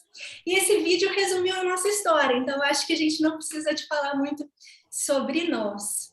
Então nós vamos contar, nós somos mineiros, né, gente? A gente gosta de contar história, né? E nós temos duas historinhas que a gente quer contar, bem rapidinho, porque muitas pessoas perguntam, por que vocês fizeram isso? E eu falo que a gente estava em busca de qual que é o verdadeiro sentido da vida. Tipo assim, o que a gente está fazendo aqui nesse mundo? Será que é só olhar para o próprio umbigo? Ou será que é viver em comum unidade? Fazer o bem, ajudar as pessoas? E foi lá na Amazônia que me respondeu essa pergunta. A gente estava em Manaus, indo para Porto Velho, e a estrada é muito ruim, é muito difícil de passar lá, é só aventureiros, a gente não é aventureiro. E tem que descer de balsa. Só que a gente não tinha dinheiro para descer de balsa. Aí nós enfrentamos o meio da floresta amazônica. Eram 5 dias para rodar menos de 1.000 quilômetros. Muito buraco, muita lama. Vocês viram um pedacinho aí no filme, né? 120 pontos. 120 pontos de madeira, sem sinal telefônico. Era um lugar muito difícil de passar. Antes de pegar esse pior trecho, tinha uma comunidade muito pequena, mas um lugar muito bonito, floresta amazônica, rio, tucuxis. Eu fui tirar algumas fotos enquanto o Dudu arrumava o carro. De repente, veio um garoto de uns 14 anos, ribeirinho, querendo tomar banho e querendo que eu saísse dali para tomar banho. E eu nem aí, opa, bom, continuei fotografando. Aí ele decidiu puxar a conversa. Apontou para o Dudu. Vocês moram ali? Aí eu abri o sorrisão achando que ele queria que eu contasse da aventura. Aí eu, sim, moramos. Aí ele fez a pergunta cruel. O que vocês fazem? Eu, putz, lascou. A nossa família não entendia o que a gente fazia, os nossos amigos não entendiam o que a gente fazia, ninguém que a gente contava entendia, no fundo, nem nós entendíamos o que a gente estava fazendo, igual o Fará falou, nem sabia que eu era empreendedor. A gente só soube que era empreendedor social quando o Luciano Huck falou sobre isso com a gente. Para nós, a gente era só um casal. Aí eu virei para ele, olhei para ele e fiquei pensando assim, gente, se ninguém entende o que a gente faz, imagina um garoto de 14 anos no meio da floresta amazônica. Ele também não vai entender, não. Eu vou resumir a história para ficar mais fácil. Nós somos um casal que cansou de ouvir notícia ruim, vendemos tudo que a gente tinha e embarcamos numa viagem em busca de pessoas que mudam o mundo. Aí a gente distribui essas informações gratuitamente para outras pessoas se inspirarem e também mudarem o mundo ao seu redor. Ponto. Ele não ia entender mesmo, né? Santa ignorância minha. Esse menino olhou dentro dos meus olhos e disse assim: bom, se informação é o bem mais precioso que o ser humano tem, e se vocês distribuem essa informação do bem, então vocês distribuem tesouros. Eu nunca imaginei que alguém pudesse resumir o nosso trabalho como distribuindo tesouros. Aí eu comecei a chorar, abracei ele, aí ele me tirou, continuou olhando firme nos meus olhos e completou: eu não conheço ninguém tão rico como vocês. Eu tinha acabado de falar com ele que a gente fazia um trabalho voluntário. Ele disse que não conhecia ninguém tão rico como nós. Essa vivência, a gente traz ela diariamente com a gente, e a gente quer que vocês levem para a realidade de vocês. Nós entendemos ali que os tesouros que a gente distribui não é só os bens materiais, é os bens que a gente faz pelo outro, para quem passa pelo nosso caminho. E o sentido da nossa vida, que era o que a gente buscava sempre, a gente descobriu que era fazer sentido em outras vidas. Não era só passar pela vida do outro, é passar e deixar uma marca. E essa marca precisa ser positiva sempre. Qual que é a marca que as empresas de vocês estão deixando no coração das pessoas que passam pelo caminho das lojas, das empresas? Qual as marcas que a gente tem um monte de comitê de voluntariado, programa de voluntariado aqui nos assistindo? Qual que é a marca de vocês, colaboradores, que vocês estão deixando no coração das pessoas que passam pelo caminho de vocês? Essa marca precisa ser positiva, sem contar desculpa. Porque o ser humano tem mania de contar desculpa. Quando eu tiver dinheiro, eu faço. A gente conhece uma faxineira que ganha menos de um salário mínimo por mês, mora num barracão de lona e atende 68 crianças em contraturno escolar. Precisou de dinheiro? Ah, eu tô com uma dorzinha nas costas, quando eu melhorar eu faço. A gente conhece um cara que ficou tetraplégico e está mudando o Porto de Galinhas com Rodas da Liberdade. Ah, mas eu preciso de estudar mais o terceiro setor. A gente conhece uma gari analfabeta que empodera 200 famílias em Porto Alegre. Ou eu estou triste, eu estou com uma dor muito profunda. A gente conhece uma mãe que perdeu a filha abusada, assassinada, enterrada no quintal da própria casa dela. E ela decidiu transformar a dor em amor, porque se revoltar não ia trazer a filha de volta.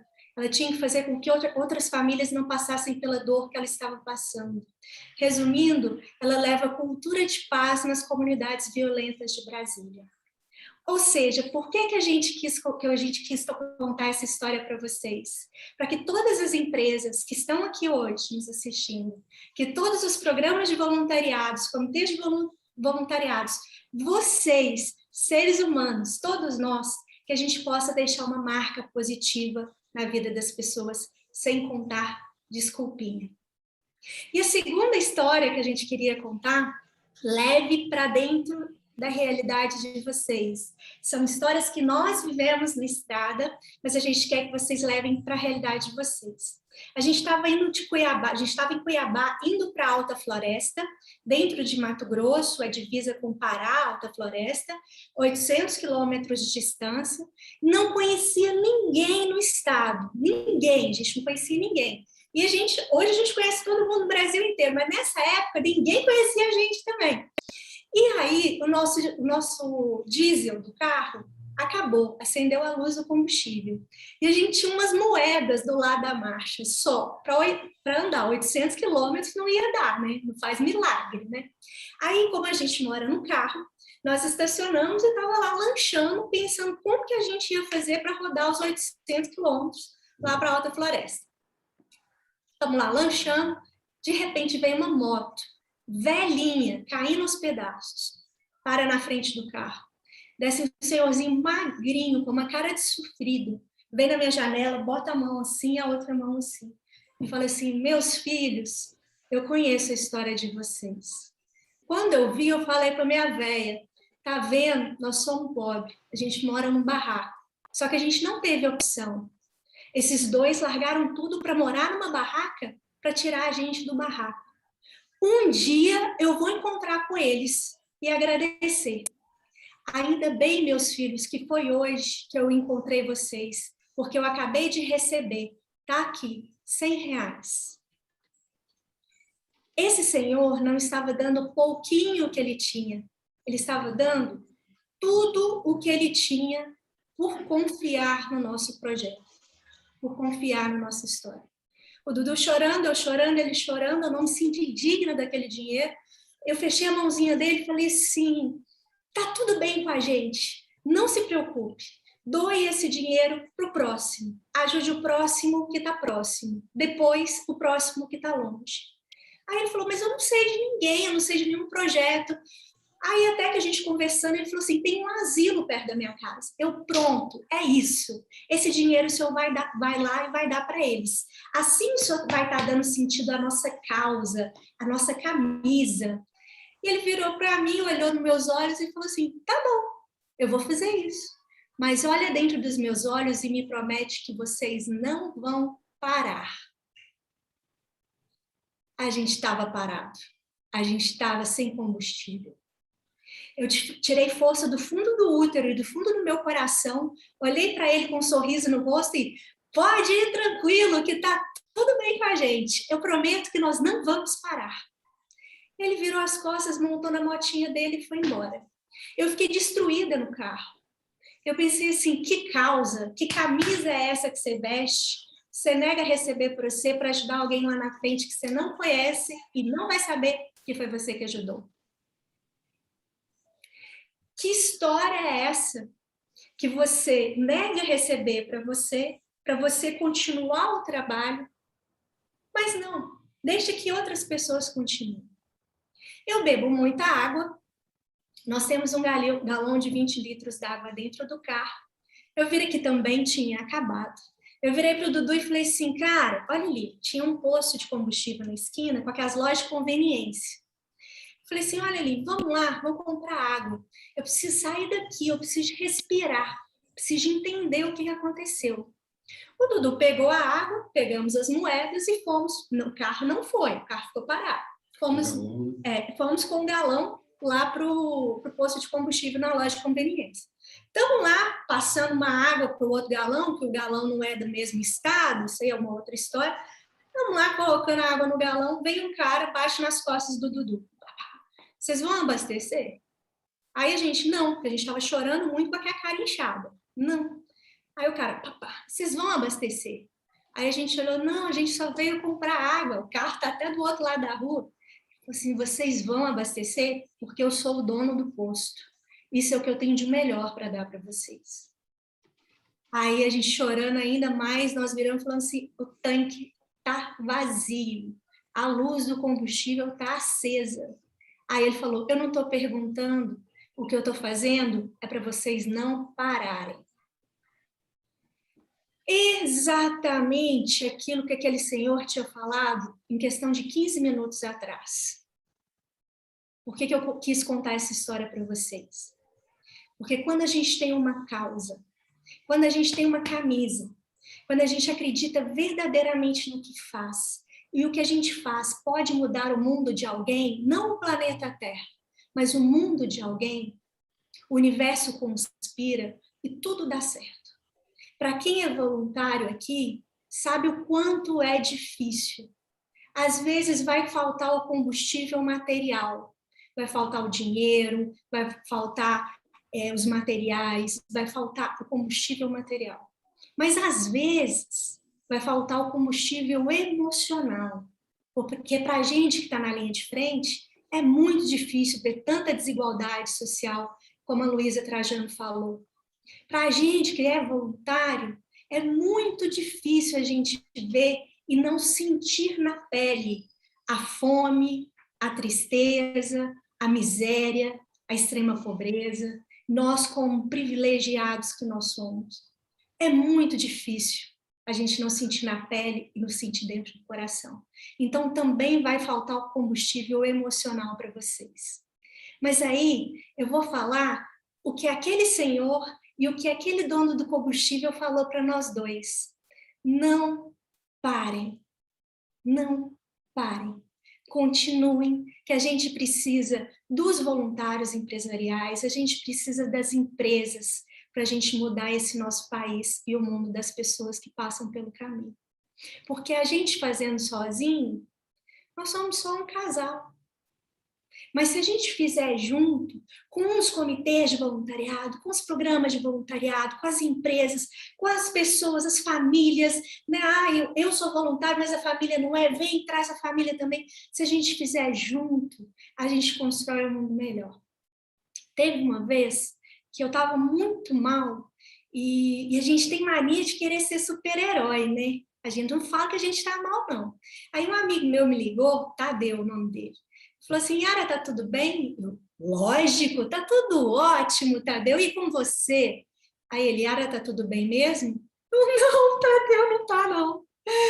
Nossa, eu tô sofrendo com tudo isso, eu tô sofrendo com a indiferença das pessoas, eu tô sofrendo com a desigualdade, tô sofrendo. Aí ele virou para mim e falou assim, Yara, fazer o bem não é fácil, porque se fosse, todo mundo faria. Então, eu estou aqui junto com você, para o que você quiser. Mas, por favor, nós precisamos do trabalho de vocês. E vocês precisam que a gente esteja junto com vocês. Então, vamos caminhar de mãos dadas? Vamos caminhar junto? Então, é isso, gente. Acho que falei muito também. Essa é a nossa história que passou no vídeo. Essas são as mensagens que a gente queria contar para vocês. O sentido da vida é fazer sentido em outras vidas. E a gente tem que marcar, deixar uma marca positiva na vida das pessoas. E essa última mensagem, não parem. Nós estamos juntos. Nós seguimos juntos nessa jornada do bem. Encerro aqui a nossa fala para a gente poder abrir para a gente um bate-papo e para as perguntas. Gratidão pela mensagem, pela oportunidade, pelo tempo de vocês. Muito obrigado, Yara, Dudu. Nossa, gente, acho que de verdade foram três falas assim tão diferentes, mas tão comoventes, tão sensíveis. Então, eu queria agradecer em nome dos Juntos pela sensibilidade de vocês, não é nem pela participação, a sensibilidade e a abertura de vocês estarem aqui abrindo os corações, contando as trajetórias, dos desafios, dos amores que vocês tiveram dentro desse contexto de impacto social, da experiência com voluntariado. E agora a gente vai ter um momento para abrir para perguntas. Eu vou até ver se eu consigo colocar todo mundo aqui de volta. E acho que para contextualizar primeiro, pessoal, por favor, quem tiver perguntas, ainda dá tempo de jogar aqui no chat. Então, por favor, joguem algumas perguntas aqui no chat, quem ainda não fez. A gente tem algumas perguntas aqui para realizar aqui já, mas podem mandar que qualquer coisa, se a gente não conseguir responder, a gente compartilha com os palestrantes ou a gente mesmo responde. E eu queria trazer uma primeira pergunta que veio do Diego Liberato. Ele comentou uma coisa muito pertinente, né? Que aqui a gente está vendo projetos, a gente está vendo negócios que têm um viés de impacto, já tem uma pegada muito sensível, que já estão atuando ali na ponta mesmo. E ele fez uma pergunta baseada mais nos grandes players, né? E as grandes empresas, né? Como é que a gente faz com que as grandes empresas, os grandes players de mercado, consigam realmente se engajar com as instituições sociais que estão na ponta? Que nós sabemos que hoje no Brasil as instituições estão na ponta. Tem muita instituição social no Brasil, pequena, fazendo projeto lá na frente, precisando de recursos, precisando de dinheiro. Então, fica a provocação aqui para a gente falar um pouco sobre isso. Como que vocês enxergam que as grandes empresas hoje vão conseguir chegar nesses projetos que estão tão necessitados? Gente, deixa eu falar. A gente conhece o Diego, então eu vou direcionar essa pergunta para o Rodrigo, porque, Rodrigo, nós precisamos de uma mentoria também. Não abro mão de uma mentoria. Tá combinado, tá prometido também. Estou super à disposição, com o maior prazer, Yara. Não, mas vamos lá, eu acho que tem muita coisa mudando nesse contexto, né? E acho que a gente tem boas notícias. Quando eu falei um pouquinho, né, vocês perceberam que eu até mudo o tom da voz quando eu falo sobre isso, porque foram anos de muita persistência, né? Assim, a gente está saindo de um lugar em que tudo que a gente está falando aqui era acessório, era assim, se der tempo eu faço, eu boto ali uma pessoa numa salinha, falo que eu tenho uma área de responsabilidade social, ele vai ter um monte de ideia, só que na hora do vamos ver, se isso mexer no meu balanço, mexer no meu resultado, eu não vou fazer, né? Um pouco que a Luísa também falou um pouquinho desse antes e depois, né? E eu acho que a gente vive um momento muito mais estável, muito mais propício a mudar essa conversa, por N motivos, né? Acho que tem muito do que eu falei, de senso coletivo, de descoberta, de despertar, tem muito de uma nova relação do consumo, dos consumidores, né? De uma geração nova que chega e que, assim, é outro papo, é outro chip, não tem mais essa. A nova geração, ela olha a fundo o que a marca está fazendo antes de consumir, né? Ela vai perguntar qual que é a cadeia de produção do seu produto, como é que você trata seus funcionários, como é que é a política de diversidade no teu conselho, na tua liderança, onde é que você está comprando a matéria-prima, vai olhar tudo isso, né? Então, acho que tem uma pressão natural que nasce hoje das empresas que é muito importante, né? E que começa a transformar demais a forma como se faz negócio. Acho que a Luísa tocou num ponto importante também. Na hora que isso chega no mercado financeiro, o jogo muda, né? Porque ali, quem detém o capital dita as regras do jogo. A gente sabe como funciona o sistema capitalista. E se essa turma está começando a olhar essa agenda, aí a coisa começa a mudar, a pressão é outra. Eu percebo muito na minha trajetória empresas que começam de um jeito, sem crença, muito mais porque precisa, e vão se apaixonando pelo processo, e vão vendo o tamanho disso, né? A gente promove muito, por exemplo, que os nossos parceiros se envolvam e se conectem com as organizações sociais que a gente apoia, né? Então, desde você falar, olha, a gente faz entrega dos cheques dentro das organizações. 2 semanas atrás eu estava lá no GRAAC, junto com a turma de Pernambucanas, entregando um cheque, por exemplo. Mas a gente começou a ampliar a participação para que as próprias empresas e os próprios colaboradores se empoderassem nessa troca, né? Então, hoje, por exemplo, uma revista Sorria, a gente não escolhe aleatoriamente 10 organizações sociais, a gente abre um edital, tem muita indicação que vem dos próprios colaboradores de organizações sociais comunitárias nas regiões onde eles estão, porque ninguém é melhor do que eles para conhecer o que acontece na região, e essas organizações se inscrevem nesse edital. A gente, no último edital de Sorria, a gente teve 470 organizações inscritas para 370, desculpa, para 10 vagas. E muitas delas a gente nunca tinha ouvido falar, nunca. E a gente teve organizações selecionadas, e aí dentro de uma série de critérios super cuidadosos, com o comitê externo e tal, que jamais teriam sido beneficiadas se a gente não tivesse empoderado a própria empresa a estimular essa procura, né? Um outro bom exemplo é o programa de voluntariado também. A gente vive uma explosão de programas de voluntariados dentro das empresas, muito por esse estímulo, né? Desde programas de voluntariado tradicionais até os programas de aceleração, de mentoria, como os que a gente tem visto na Ambev, no BTG, né? Enfim, que muitas organizações acabam participando. Então, eu acho que a gente vive um momento diferente e a gente tem que saber aproveitar. Eu falo muito isso, o terceiro setor tem que saber aproveitar isso, tem que saber pedir, tem que ter o discurso na ponta da língua para poder ter a conversa de igual para igual, porque não acabou a fase, a era a empresa está aqui em cima, o terceiro setor está aqui embaixo, eu te dou migalha e você agradece. Não é mais assim. As parcerias são de igual para igual, a conversa é de igual para igual, porque no final todo mundo tem que dar a mão e trabalhar junto, né? Então acho que se a gente tem essa visão, a coisa muda de figura. Ô Rodrigo, eu queria falar um pouquinho do que eu estou vivendo hoje, sabe?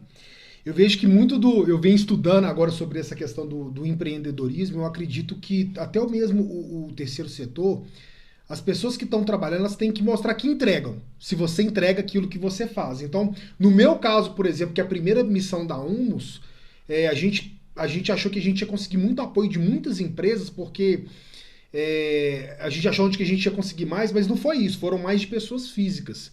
E principalmente porque a gente trabalha com a emergência. Então não é algo planejado. Ninguém escolhe quando que vai acontecer um terremoto. Ninguém escolhe quando que vai acontecer um ciclone, igual no Haiti. Foi um terremoto e um ciclone e depois outro terremoto. Então, assim, as empresas, elas não estão preparadas para isso.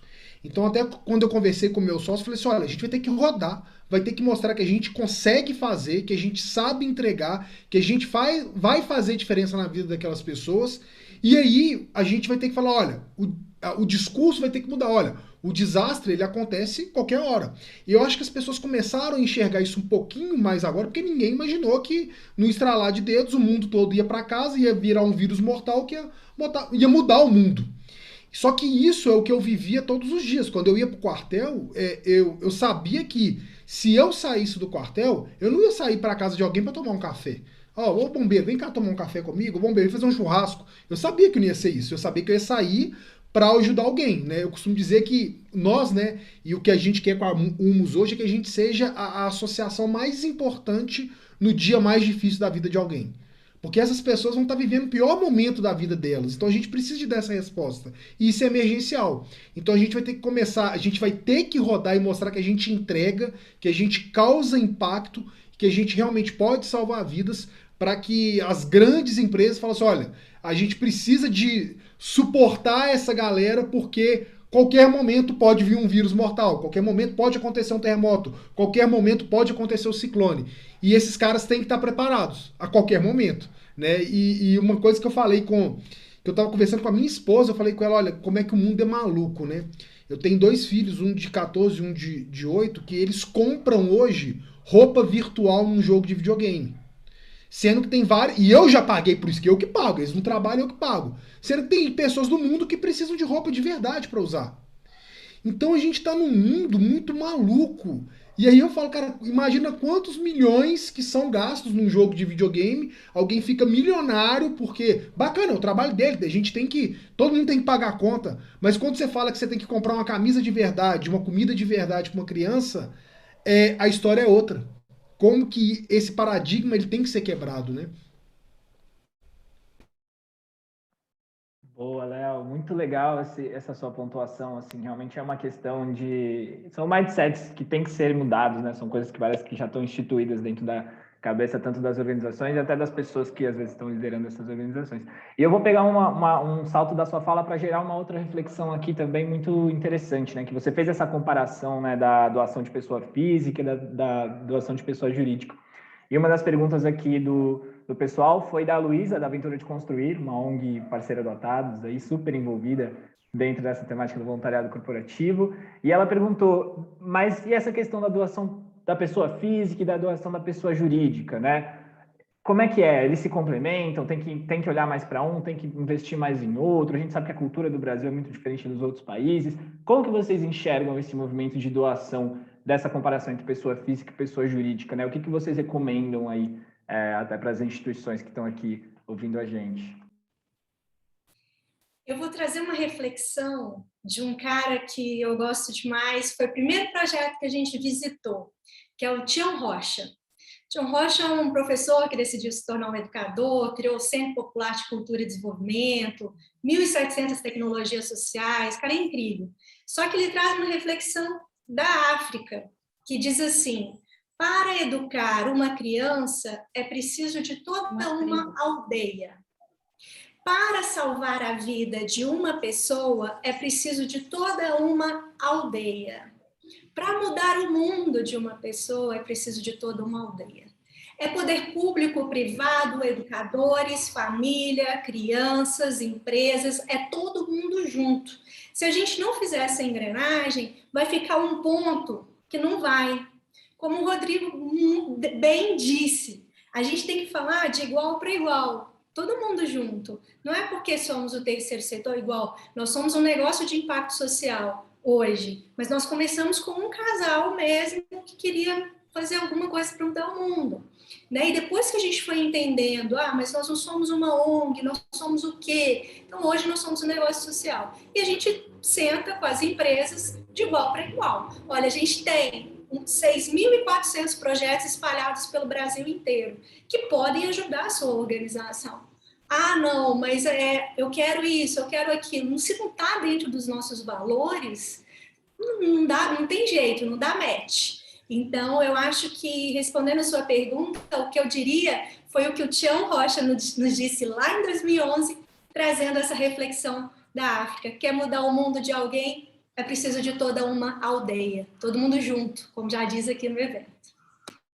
E só complementando a Yara também, Tião Rocha, a gente trabalha muito com ele, lá em Curvelo, não sei se vocês devem ter ido lá em Curvelo também, outro mineirinho, mas é aquilo que a gente estava falando de mudança de mindset também, que o Brasil não tem essa cultura ainda, a pandemia veio um pouco para, não veio para isso, né, mas ela conseguiu também, acho que está mudando um pouco essa questão da doação de pessoa física, né, em outros países, já existe muito mais essa cultura, né, de doação de pessoa física do que pessoa jurídica, né? No Brasil ainda não existe tanto essa cultura, E eu concordo com a Yara, né?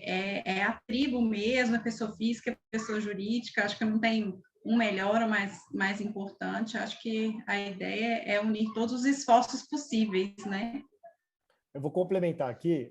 A gente nunca pode esquecer, né, que um CNPJ é um conjunto de CPFs, né? E, eu acho que as empresas elas têm capacidades de transformação muito grandes, né? Então, a gente executa um modelo que a gente fala que ele é B2B2C, né? Ou seja, ele vai do nosso negócio para um negócio que se conecta em pessoas. Então, em que lugar que eu estou em termos de captação? Eu estou falando de pessoa jurídica ou pessoa física? Na verdade, na essência, eu estou falando de pessoa física. Eu estou encontrando uma forma de potencializar um modelo através de um negócio que me faz chegar em muita gente. Essa é a lógica, né?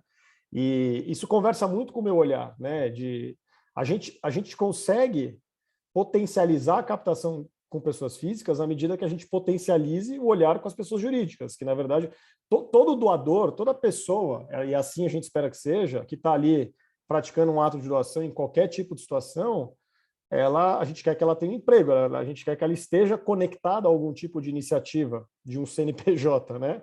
Para ela poder viver de forma digna, para ela poder realizar seus sonhos e tudo mais. Então, quem dera toda empresa pudesse estimular seus próprios funcionários, colaboradores, independentemente de você ter 2 funcionários, você ter 200 mil funcionários, né? E hoje, quando você pega, vou trazer um exemplo aqui da Raia Drogasil, onde a gente está lá com a revista Sorria, com a revista Todos na Drogasil, onde a gente arrecada esse ano a previsão de arrecadar 6 milhões de reais. Isso é recurso de pessoas físicas que estão circulando dentro dos ambientes dessa pessoa jurídica, né? Quando você olha, por exemplo, um programa de voluntariado que é executado lá dentro, provavelmente um dos maiores programas corporativos hoje, proporcionalmente ao tamanho ao público interno, isso vem muito de estímulo. Eles têm um projeto muito legal, que conecta até um pouco com o que o Léo estava falando antes. Eles criaram um fundo emergencial dentro da RD, que funciona da seguinte forma: você, como funcionário, você pode doar a quantia que você quiser por mês, contado na folha. Então, eu quero doar R$2 por mês para esse fundo emergencial. Esse fundo, na verdade, é um fundo para atender os próprios colaboradores em situações específicas. Então, por exemplo, eu sou um funcionário e a minha casa pegou fogo. Eu perdi tudo. Esse fundo vai apoiar para que eu possa reconstruir minha casa. Então, você tem, né, doenças, tem algumas situações que são previstas para uso no fundo. E o mais legal é o seguinte: cada real que o funcionário doa, a RD doa o equivalente, doa o mesmo valor. Então, se eu doar 2 por mês, ela doa mais 2.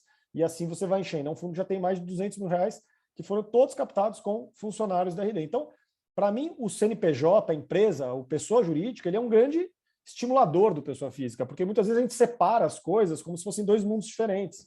E não são, né? Cada vez mais a gente tem que estimular que as pessoas jurídicas estimulem a captação de doação física. Claro que existem estratégias específicas de pessoas jurídicas, seja via leis de incentivo, doações de grandes volumes, tem uma série de estratégias, mas elas estão sempre e cada vez mais tendo a responsabilidade de influenciar as pessoas que estão no seu entorno, sejam consumidores ou colaboradores, né? Acho que foi muito bem lembrado, Rodrigo, essa questão. Aqui em Minas, a gente tem muitos cases também de empresas que, como a própria CEMIG, Valorex, Instituto Unimed, que estão aqui, que arrecadam 2, 3 milhões aí via pessoa física, né? E investem o quê? Fazendo as campanhas para sensibilizar, para entender isso. Então, muito bem lembrado que existe essa integração. Eu acho que isso é a riqueza, né? Tem mais aí, Gu? Temos mais algumas perguntas aqui, deixa eu ver. Acho que a gente tem tempo para fazer mais uma, pessoal, pode ser? E aí, como eu disse, se vocês quiserem mandar mais perguntas aqui, tem mais uma ou duas, a gente responde elas depois. Deixa eu ver aqui. Acho que uma pergunta aqui bem específica para o Rodrigo que veio, que é: a pessoa ficou curiosa de como funciona realmente a doação no varejo, né? Você comentou um pouquinho daquele processo, porque no varejo tem o processo de doação, e aí a pessoa sente que a empresa ela ganha ali um reconhecimento da marca por conta disso, ela se sente mais confiável a partir daquela marca. Conta um pouquinho, como que é isso? Acho que a pessoa está curiosa para saber. Bom, do ponto de vista prático, o modelo é muito simples, né? A gente vende um produto, tudo que se arrecada com esse produto é repassado pelo varejo a nós descontamos impostos, custo de produção, onde está a nossa margem, afinal a gente é um negócio, e a gente doa a diferença. Essa é a lógica linear. Cada projeto é operado numa conta específica, auditada, e normalmente a gente doa algo entre 30% e 40% da arrecadação. Por isso que o volume é muito grande, a gente trabalha com redes muito grandes, então a gente está falando de volumes muito grandes de venda. Hoje a gente tem as revistas mais vendidas do Brasil e os livros mais vendidos do Brasil, né, nos rankings editoriais. Aí. Então, na lógica matemática, é assim que funciona. Na prática mais emocional, psicológica, o que acontece é que isso é um grande projeto de mobilização, né? Porque você tem um produto que, modéstia à parte, é super bonito, que está lá no caixa de uma rede. Então, sei lá, vou pegar um exemplo aqui. Esse aqui é um livro infantil que a gente vende lá na Pets, o Acho o Bicho. Então, esse aqui é do ano passado, então vai sair um novo. Então, é um livro de atividade, super fofo, todo ilustrado, tal. Ele é lindo, lindo. Ele custa R$ 8,90, ele é super barato. Isso aqui na livraria custaria R$20, R$30. Custa R$ 8,90. E está lá bonitinho, no caixa da Pets, com um displayzinho, uma testeira dizendo: você compra e ajuda organizações sociais, ONGs, que trabalham pela proteção animal. Então, o estímulo na hora é muito grande. Você está ali no seu processo de compra, gastando R$100, R$150, R$50, e você tem um livro bonito, com preço super acessível, né? E que na hora que você leva, você sabe que você está doando. Dentro de todos os produtos tem, deixa eu ver se eu acho aqui, tem uma rodinha, né? Vocês estão vendo aqui, que é a prestação de contas, bonitinho, para quem vai, do que você pagou, tudo bonitinho. Então, isso, na verdade, é um grande projeto de mobilização, né, em que a gente promove essa troca, né, o estímulo ao consumidor. E, obviamente, né, cada vez mais você tem envolvimento, o próprio colaborador da rede está oferecendo, está se sentindo parte disso. Vira uma grande rede, uma grande corrente do bem, essa palavra que a gente mais usa, uma corrente do bem enorme, e que no final gera, né, esse ganha-ganha que a gente fala, porque no final arrecada-se muito, e aí você tem as organizações beneficiadas que recebem esse recurso e aplicam nas suas missões. A gente tem um ganho enorme para o consumidor, que está se tornando doador, a gente está transformando um cliente, consumidor, em doador e dando algo em troca para ele, então ele sai com uma satisfação muito grande de uma relação em que ele saiu ganhando, e o colaborador que se torna, como eu falei lá atrás, o embaixador. Então, essencialmente, é um projeto de mobilização. O mais legal é o seguinte: uma vez que ele funciona, você não precisa convencer mais ninguém a fazer mais, porque o que acontece nas redes é o seguinte: você lança o primeiro, vendeu lá 100 mil exemplares, doou 200 mil, é ele que vai passar o telefone e falar: eu quero mais, quero fazer mais. Isso aqui está sendo maravilhoso. A gente já tem estatísticas em redes, né, que dizem que o turnover, né, o índice de evasão de funcionários cai com o nosso modelo. Fideliza mais o próprio colaborador, porque ele se sente orgulhoso de trabalhar ali. É um elemento a mais, para além de um salário ou de qualquer outra coisa. Então, enfim, muito resumidamente, acho que tem esse efeito psicológico que é sempre muito legal de dividir. Boa, obrigado, Rodrigo, por compartilhar. Aliás, eu acho o bicho, eu adoro. Ah, boa. Quando eu vi no Pets, enfim. Comecinho de setembro está chegando o Acho o Bicho 3 nas lojas da Pets. Olha só. Olha. Bom, pessoal, a gente está chegando no finzinho agora, bem no finzinho. Já passamos um pouquinho do nosso tempo. Então, eu queria agradecer muito a presença de vocês, de todos aqui, né? Não só dos palestrantes. O palestrante já agradeceu 1 milhão de vezes, mas não tem nem como agradecer essa sensibilidade, essa presença que vocês trouxeram. Mas a gente está muito feliz com esse espaço.